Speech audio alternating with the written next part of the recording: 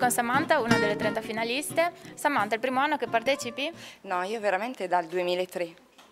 Poi ero stata selezionata, quindi sono venuta qua nel 2003. Nel 2004 c'è stata una sorpresa perché poi mi hanno premiata inaspettatamente, non me l'aspettavo. E dopodiché ho continuato a partecipare e sono qua come, diciamo, ultimo anno, perché poi il prossimo anno se parteciperò fuori concorso. Ho capito. L'età non me lo permette più. Ho capito, bene, allora speriamo che vada bene questa tua ultima partecipazione. Ricordiamo, tu arrivi dalla città di? Fano, provincia di Pesaro Urbino. Bene, un bel viaggio comunque. Sì.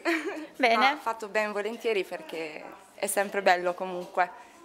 Bene, in bocca al lupo allora. Crepi il lupo, grazie. Grazie, ciao. Grazie.